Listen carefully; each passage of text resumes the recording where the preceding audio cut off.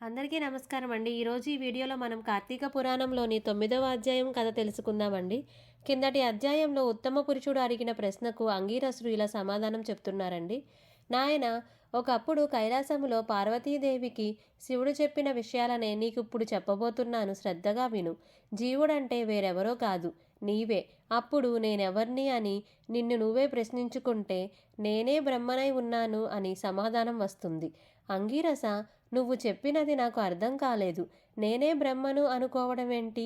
బ్రహ్మ అనే పదార్థము గురించి కూడా నాకు తెలియదు కదా. ఆ పదార్థ జ్ఞానము కూడా లేనివాడనైన నాకు మరింత వివరముగా చెప్పమని కోరుతున్నాను. అంతఃకరణానికి, తద్వ్యాపారానికి, బుద్ధికి సాక్షి సత్ చిత్ ఆనందరూపి అయిన పదార్థమే ఆత్మ అని తెలుసుకో.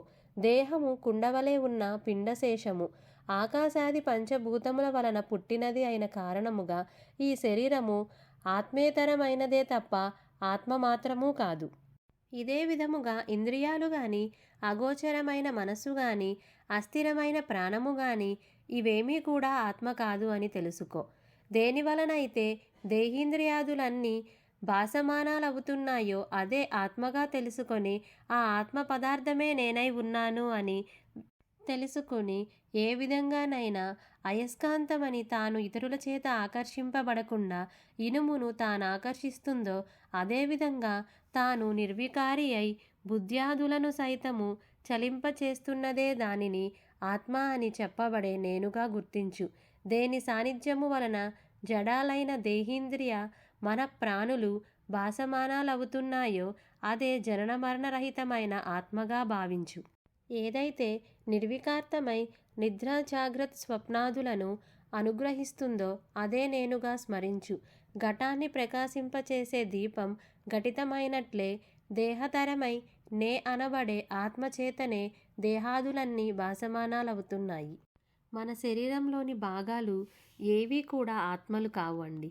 దేని వలనైతే ఇవన్నీ కదిలింపబడుతున్నాయో అదే ఆత్మ. ఆ ఆత్మ ఉన్నప్పుడే ఇవన్నీ పనిచేస్తాయి. ఆ ఆత్మ బయటకు వెళ్ళిపోతే మన శరీరం శవమైపోతుంది. ఏదైతే ఈ శరీర కదలికలకు కారణమవుతుందో అదే నేను అని తెలుసుకో, అదే జీవుడు అని తెలుసుకో అని అంగీరసుడు చెప్తున్నారండి.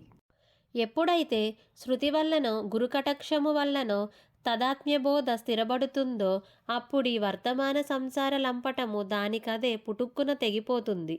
అయినా కొంతకాలము ప్రారబ్ధ కర్మ పీడుస్తూనే ఉంటుంది.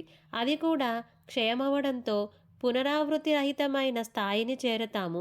దానినే ముక్తి లేదా మోక్షము అంటారు.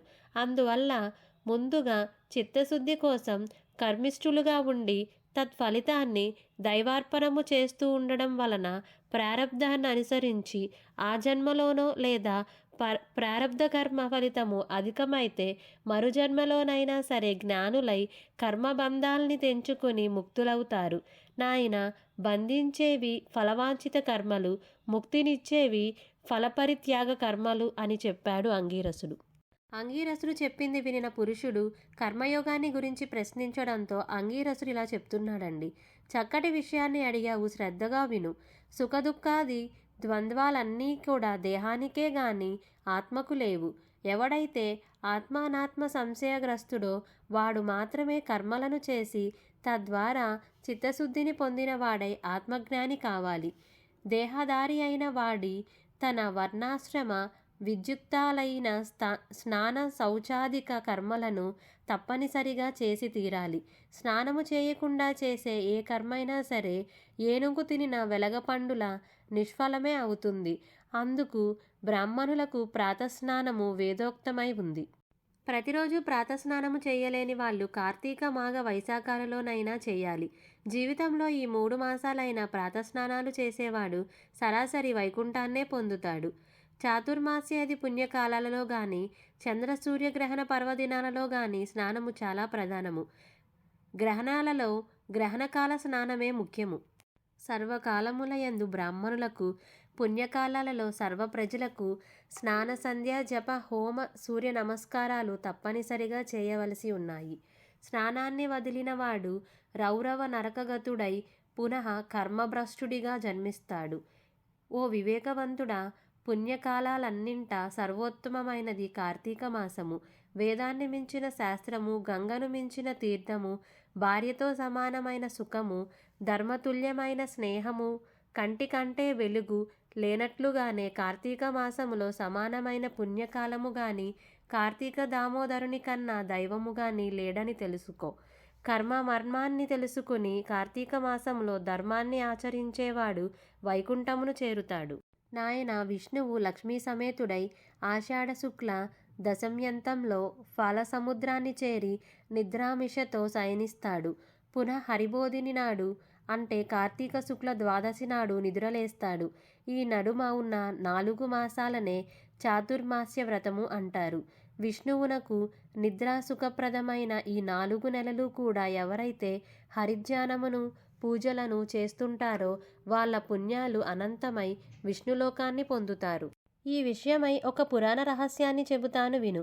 ఒకానొక కృతయుగంలో విష్ణువు లక్ష్మీతో సహా వైకుంఠ సింహాసనాన్ని అలంకరించి ఉండగా నారదుడు అక్కడకు వెళ్ళి వారికి మ్రొక్కి, హే శ్రీహరి, భూలోకంలో వేద విధులు అడుగంటాయి. జ్ఞానులు సైతము గ్రామ్య సుఖాలకు లోనై ప్రజలంతా వికర్ములై ఉన్నారు. వారెలా విముక్తులవుతారో తెలియక విశ్వసించిన నారాయణుడు సతీ సమేతుడై వృద్ధ బ్రాహ్మణ రూపము ధరించి తీర్థక్షేత్రాలలోనూ బ్రాహ్మణ పట్టణాలలోనూ పర్యటించసాగారు. కొందరు ఆ దంపతులకు అతిథి సత్కారాలు చేశారు, కొందరు హేళన చేశారు. ఇంకొందరు లక్ష్మీనారాయణ ప్రతిమలను పూజిస్తూ సాక్షాత్ లక్ష్మీనారాయణలను తిరస్కరించారు. కొందరు తినకూడని పదార్థాలను తింటూ చేయకూడని పనులను చేయడం చూసిన శ్రీహరి ప్రజోద్ధరణ చింతన మానసుడై చతుర్భుజాలతో కౌస్తుభాది ఆభరణాలతో యథారూపాన్ని పొందాడు. జ్ఞానసిద్ధుడనే ఋషి తన శిష్యగణ సమేతముగా వచ్చి ఆయనను ఆరాధించాడు, అనేక విధాలుగా స్తుతించాడు. తదుపరి వాళ్ళ మధ్య జరిగిన సంభాషణని మనం రేపటి అధ్యాయంలో తెలుసుకుందామండి. ధన్యవాదములు.